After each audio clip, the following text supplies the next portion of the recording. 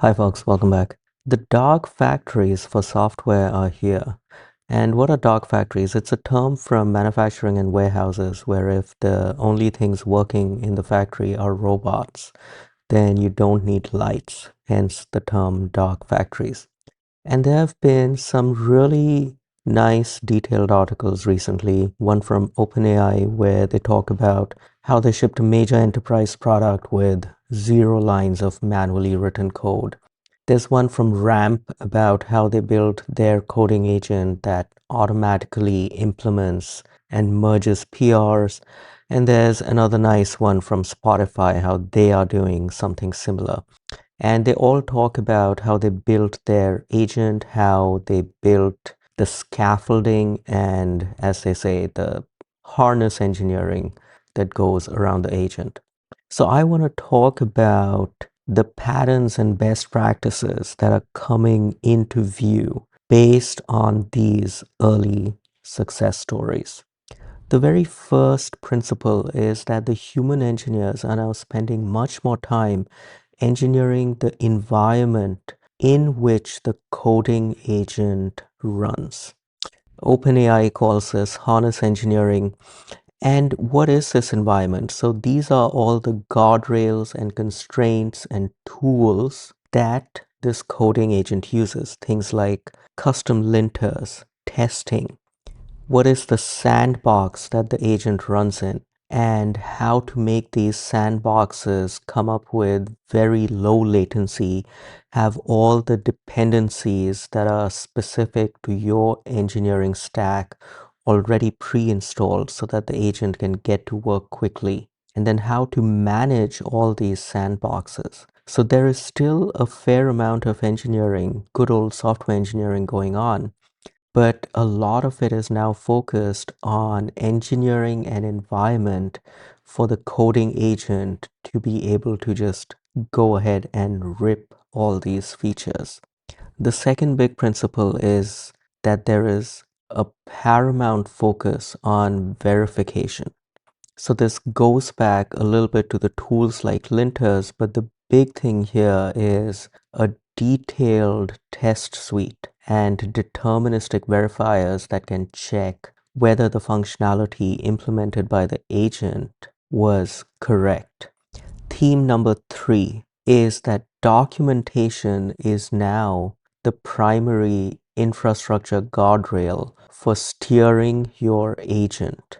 Things like agents.md that the agent reads on every run, a docs directory that has plans and task breakdowns. The general principle here is to externalize all knowledge. So if something is not written out in documentation, if something is not in the repo, then the agent cannot see it.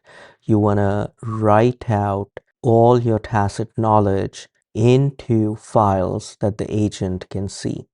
Principle number 4 follows from the ones we've been talking about earlier, which is that you'll notice that these coding agents are not completely unconstrained. They have been given a lot of constraints in terms of the sandbox or container that they're running in, what tools they have access to, what kinds of linters or test suites they use to verify their behavior, the behavior of the code they generate.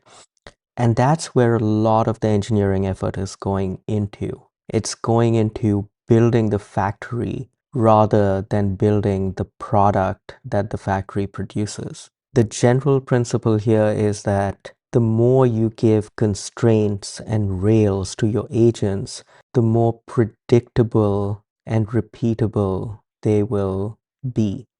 And then finally, this again follows from the principles we've talked about so far, is again, you want to externalize all progress, all state, all knowledge on disk. You want to write it out and commit it into your repo.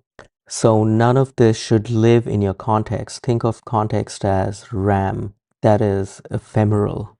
The containers themselves in which these agents are running are also ephemeral. So if you want to remember something for later, if you want to pass information to future agents, the the best way to do it is to commit it into the repo. And as you're hearing all this, you're probably making the connection to the Ralph loop from Jeff Huntley. And he came up with this and did a number of talks about this, number of blog posts about this back in mid 2025. And really, that is the core primitive here, because what these agents are doing is a Ralph loop at some fundamental level. One thing you'll notice is that late last year, early this year, there was a lot of discussion about what kind of orchestration is needed for all these agents. And what I found striking about all these three stories, so Spotify, Ramp, OpenAI, they're doing a lot of harness engineering, but they are not doing a ton of complex orchestration. The kinds of things that, for example, Steve Yegi was proposing in Gastown with 7 or 8 kinds of specialized agents doing very specific tasks like, a giant merge queue and so on. I think that really dialed up the complexity of how these agents run and how they orchestrate it and how they communicate with each other. One striking thing about all these 3 experience reports is conceptually how simple they are. They are actually shunning complex orchestration and focusing on building a simple, repeatable, understandable harness and leaning on shared nothing architecture. So one agent has one task and it commits its work. It's usually working in a Git work tree so that it has its own isolated environment. And I like that because it's leaning on simplicity and it's not bringing in extra complexity until and unless you need it. And as you can see from all these stories, they've had a lot of success with that. So that is promising that you can get pretty far with conceptually simple orchestration.